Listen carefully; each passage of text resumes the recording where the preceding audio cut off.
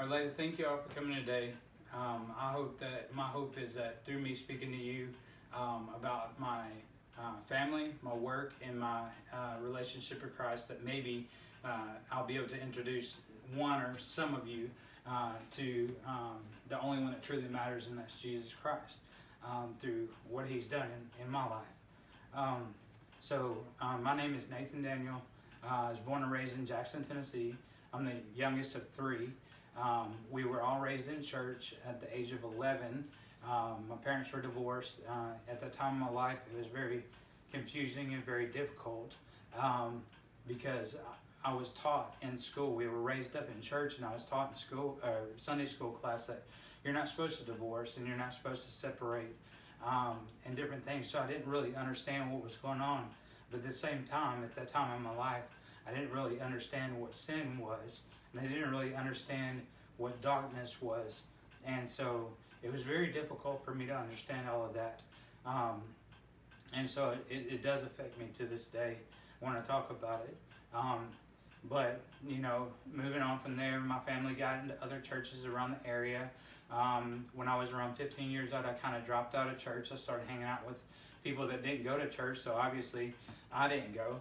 And so got out of church and started hanging out with people that weren't in church. And so the darkness became evident to me at that time. It kind of come out in a deeper level, and I started experiencing darkness on a higher capacity, I guess you could say.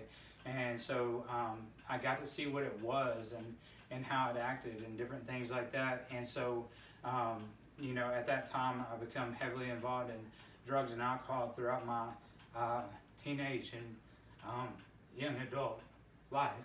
And so it's just a very difficult time in my life to go through.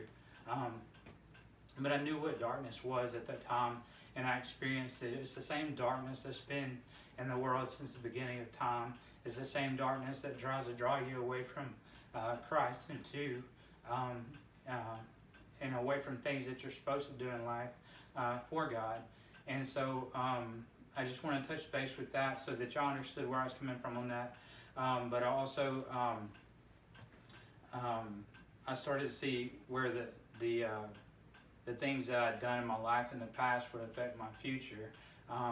But also in that time I was far away from God. I would read the Bible every once in a while and pray before I went to sleep. And I just didn't have that relationship with God. And so with that said, I started praying to God, and I knew from back in church growing up that there is a God that loves us and cares for us. And no matter what we've done, where we've been, who we are, that He loves us. And so that was the only hope I had to turn to, and that hope is Jesus Christ. So a couple of weeks later, I was actually invited in 2007 to Inglewood Baptist Church by my sister. In that time, I asked God to speak through His Word to me, and He did. He showed up in a big way.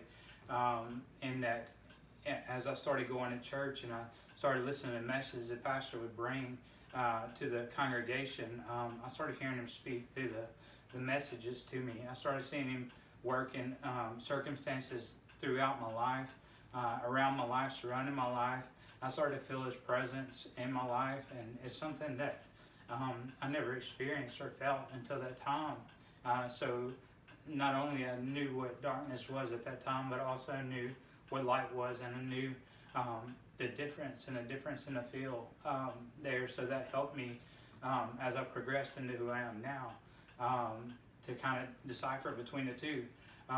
So as I was going to church, I actually started going to a small group, and in that small group, I would have never guessed that my future wife, would be in that small group. Got invited to do some hangouts and stuff after church, and as me and Sarah started growing closer together, we actually got married on May 25th, 2013. We have a little girl now named Audrey, and she's 2 years and 10 months old, and we love her to death.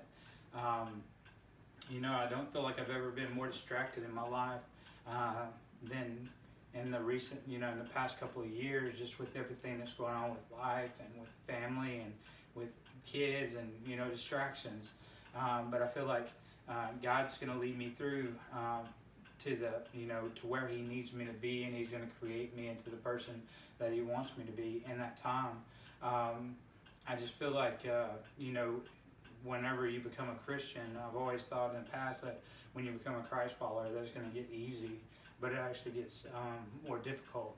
I guess the devil just tries to pull you in different directions and pull you away from what God's designed you to do and what He's designed you to be.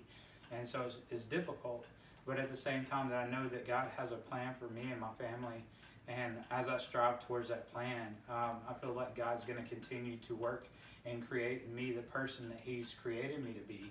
But it's just going to take some time. And I know that as a child of God, that I have a responsibility as a child of God to do the good works that He's planned and prepared for me in advance to do. Speaking of work, I used to work at Lowe's in South Jackson. I worked there for 14 years. I worked in every department there except for maybe like one. I worked in several management roles there over the years, and I always thought I would retire from that. But after I got plugged into church, I started realizing that that's not God's plan for me at all. Ever since then, I've actually left there. 10 months ago, I left there and started working at Robinson Toyota in Jackson, Tennessee as a car sales consultant. I sell cars there. And so it was really weird going from working at Lowe's to selling cars. And I don't feel like that's where I'm going to be forever. I was actually on the lot one day and I was thinking, man, what are you on a car lot trying to sell cars for? Even though I'm doing a lot better than I first predicted that I would when I first got there, I still feel like God's preparing me for something else, something more designed and I guess cohesive with His will. Telling people the Great Commission, telling people about who He is. So I feel like this is a time of learning, and that He's getting me ready to go on to the next thing and the next chapter in my life. With my family and with our lives in general. But I know that I'm not going to be there forever. I know He's got plans for us. And I know I started going to college back when I was even working at Lowe's in South Jackson before I even moved to Robinson, but I felt like I needed to take a break from college classes so I could learn more about how to sell cars so that I could keep my job and pay for college. So now I'm getting back into college and trying to go to where God has created me to be and what He wants me to do in my life. And I know that He will lead me there and He will lead me through it, and He'll make sure that I make it there. But I have to trust Him in order for that to happen. And I do trust Him to lead me there, and He's going to get me to where I need to be for the next chapter in me and my family's life. And to end, I would just like to say the things that I talked about earlier, family, work, and my relationship with Christ. I don't think any of these things can make it on their own. And the reason I say that is because the Bible is clear when it says that for Him and by Him, all these things were created. And it's for His good that they were created. And so I don't think they can stand alone in that aspect because I don't think they can stand alone in that aspect because He has created all of them, and I don't think any of them can stand alone by themselves because they're created for His good and His glory. And so I just like to thank you for your time, and I hope you have a great day.